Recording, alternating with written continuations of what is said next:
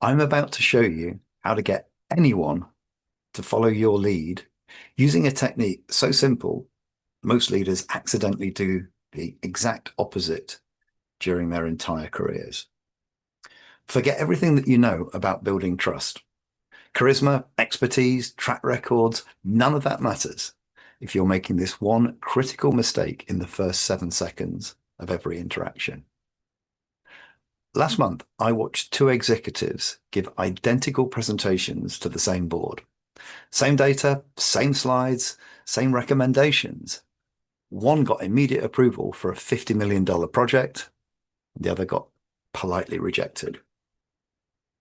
The difference wasn't what they said, it was what they did in those first crucial moments. The executive who failed walked into that boardroom like he owned it. Confident posture, firm handshakes, direct eye contact. In fact, everything you'd expect from a strong leader. The executive who succeeded did something completely different, something that rewired the entire room's psychology before he spoke a single word. He hesitated. Not out of nervousness or lack of preparation. This was strategic vulnerability. And it triggered the most powerful psychological response that humans have, the protector instinct. Here's what most leaders get backwards. They think that authority comes from appearing invulnerable, but real influence comes from calculated moments of controlled weakness. When you show someone a tiny crack in your armor, their brain automatically shifts from viewing you as a threat to viewing you as human. The neuroscience is fascinating. When people perceive you as too polished or too perfect, their amygdala fires warning signals. You trigger their fraud detection system. But when you display authentic uncertainty, just for a moment, you activate their empathy circuits instead. I learned this from watching Anna, a startup CEO who was hemorrhaging investors. Every pitch was technically flawless, but nobody was writing checks. Then she tried something radical. She started every meeting by admitting that she didn't have all the answers. Not in a self-deprecating way, but with a genuine curiosity about what she might be missing. Suddenly, investors stopped challenging her and started collaborating with her. Her funding round closed in record time. Same business, same metrics, completely different approach to human connection. The technique is deceptively simple. Before stating your position or making your request, pause. Let uncertainty cross your face for exactly 2 or 3 seconds. Then say something like, I might be wrong about this, but, or help me understand if I'm missing something here. This isn't weakness. This is weaponized humility.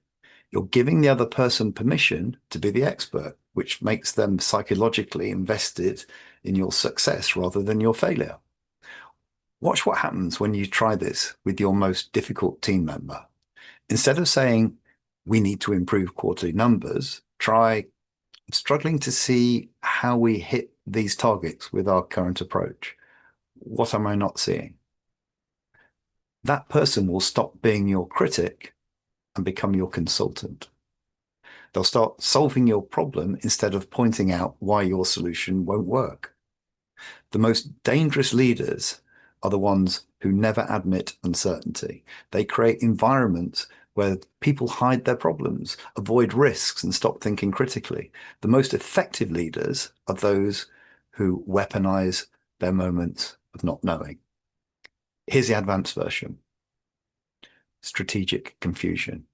When someone brings you a complex problem, instead of immediately offering solutions, get genuinely curious. Say, walk me through your thinking on this. I want to understand how you see it before I offer any of my perspective. You just did three things there simultaneously. You showed respect for their intelligence, you gathered better information before deciding, and you made them feel heard. That combination is leadership gold. The biggest myth in leadership is that you need to have all the answers. The truth is, people don't follow leaders who know everything. They follow leaders who help them discover things they didn't know they knew. There's a massive difference. So stop trying to be the smartest person in the room. Start being the most curious. Stop pretending you have everything figured out. Start admitting when you don't. 7 seconds of strategic vulnerability will earn you more influence than 7 years of trying to appear perfect.